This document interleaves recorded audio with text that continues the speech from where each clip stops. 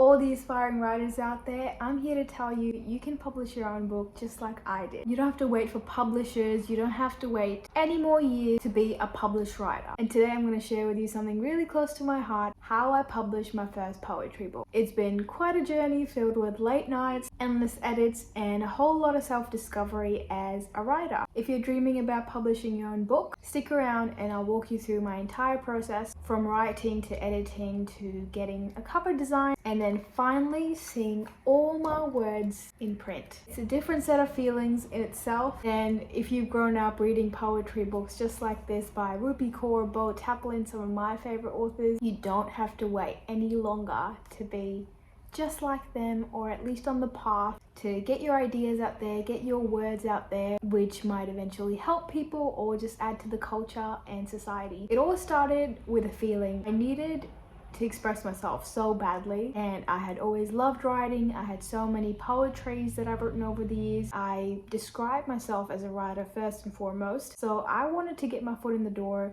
to establish myself like that. I started with, Instagram posts about it, got a lot of traction, not so much that it would fund, publishing my own book, but it just gave me so much motivation that people need it, people like it. And when I was at a stage where I was feeling a whole lot of emotions, I was like, okay, this is the time, this is the year I'm gonna publish my own book. And that was the perfect time because it captured a lot of my raw emotions. It became really easy to get them out and get a story in my poetry book. Even though it's a poetry book, I have divided the chapters as part of a story, and I thought that was a really cool idea, so I just started with it. My laptop became my safe space, and I would always go to Bondi Icebergs every Sunday because on Sunday nights really there's not much going on.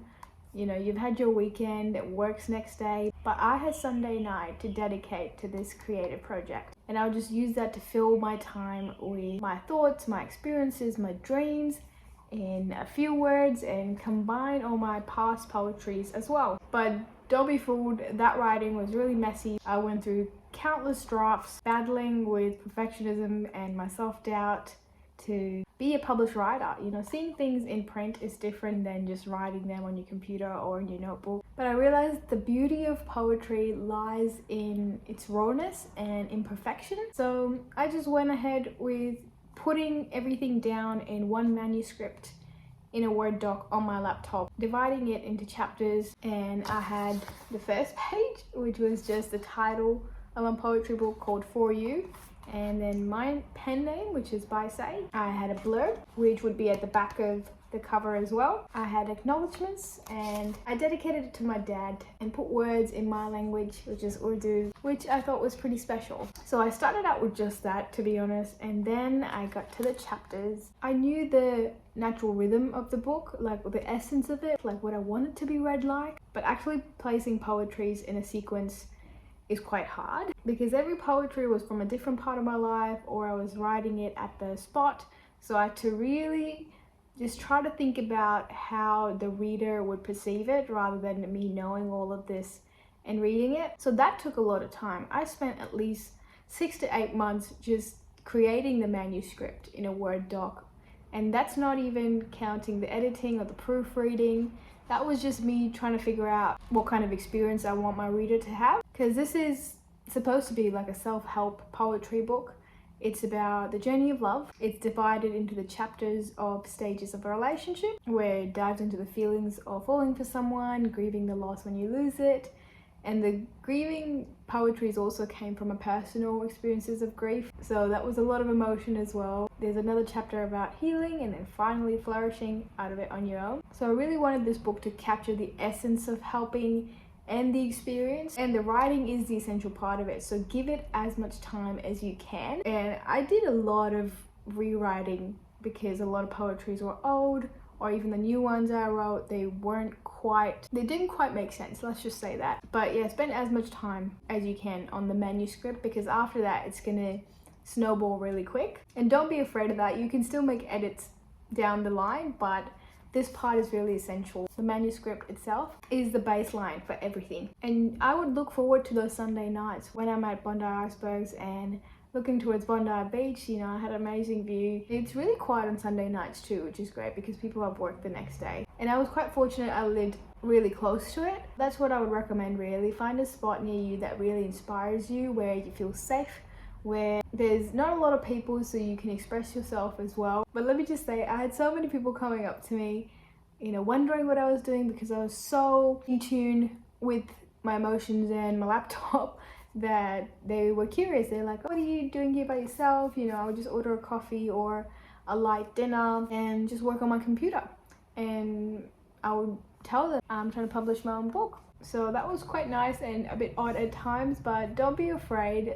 Go watch my video on mastering the art of being alone and taking yourself on solo dates. This can be part of your solo dates, you know, treating yourself but also diving into your passion. And that's what I really loved about it. It was just best of both worlds. I was giving myself time but also working on a project, and writing truly doesn't seem like work to me, so it was really a great time. And I'll always remember that time in my life where I was working on my first book, so it's quite special. I definitely recommend doing that before you move on to the next part, which was editing and formatting it in an ebook or paperback version. And to be honest, I looked up videos on that. A lot of people do it themselves as well, but I thought it was the best to hire a formatter, and I found that through Airtasker. I actually advertised it as help me publish my book because that's so important. Like, if it's not formatted correctly, the words might fall out of the margins, or they might not be presented really well, or they just won't be aligned as well. I just wanted to make sure when the book is in print, everything is in the right place. Of course, when it's an ebook, it's just presented as you upload it, but when it's in print, it's quite tricky. Most books will be a 5x8 and you'll have to format the whole book to be in that layout. I also follow other writers, so I spoke to them about how they're doing this step, and a lot of them do prefer to do it by themselves, but I just thought because the freelancer was helping me with the design of the cover and other parts of the publishing process, that formatting might as well be included in that because I'm not too confident in that aspect. Next up was the fun and daunting part. It was designing the cover. Now, many publishers tell you your cover is why people would buy your book, because they know nothing about you, they don't know anything about your book. The blurb will help, but they will only pick up the book if it's a captivating cover. For this step, I really consulted my friends and family about what types of books they're drawn to. I also joined Facebook groups about publishing your own book, self-published help. And when I got feedback from my friends and family about what type of colors or what type of design would do well, since it's a self-help poetry book about heartbreak and healing, I thought girly colors would suit it the best. So really research into your audience about what colors appeal to them, what sort of designs they're drawn to.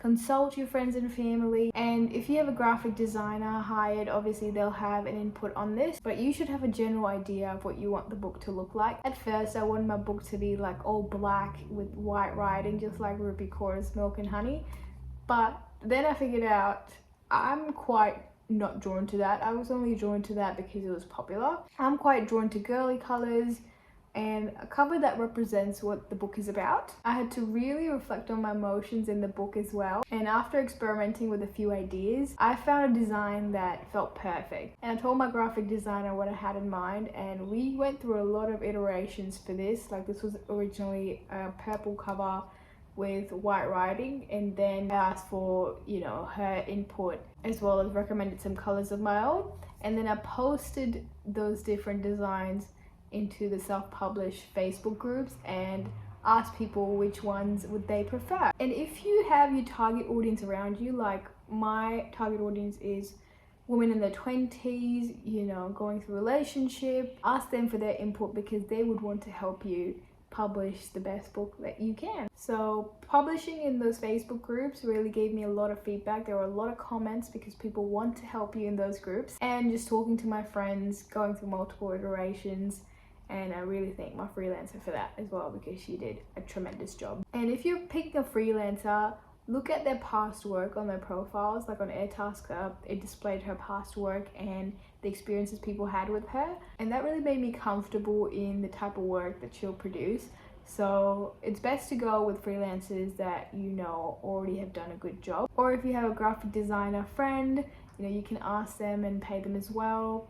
That's what some of the others writers have done, because they would trust their friend more to get the vision that they want. Now, after everything was done, it was time to publish. Now that is a little bit of a lengthy process, so after you're done with everything, start with it straight away. I researched a lot of platforms and settled on the one that was user-friendly and offered print-on-demand services, which is KDP. So I did not have to worry about inventory, and they deliver in like 2 to 3 days, which is crazy. People also prefer IngramSpark because they can ship to multiple countries, and that's one I really heard about through self-publishing authors, that they prefer that, and now I know why. KDP doesn't deliver paperback in a lot of countries. It delivers in these countries. I'll put it up on the screen. So my friends that are in India or Pakistan can't buy it. They have to just get the ebook version, which is not as fun, but they still have that. So I was pretty content with KDP because they still offer ebook in a lot of places. And with KDP, I did not have to purchase an ISBN. An ISBN is really how just your book is found, like this code. So if a bookstore wants to have an inventory of this, they just get the ISBN and then they could order multiple copies of the book. But if you publish through IngramSpark, you'll have to buy your ISBN, which you can get from Bowker. And it was quite a lot of investment for me personally. It was like I was already spending so much on my freelancer for the cover design, formatting, and publishing the book, so I didn't want to spend on buying an ISBN as well when it's my first poetry book to publish. I believe it's like $80 to $100 to get one ISBN, or you can spend $200 to $300 for 10 ISBNs. It's good if you're publishing multiple books, but for me, because it was the first time, I just wanted to go with KDP because they offered an ISBN for free. But that means you can't publish that book on other platforms now, like Booktopia or Apple Books and stuff like that. But it is available on Kindle, and it is available in paperback in some countries, so I was happy with that. That was the most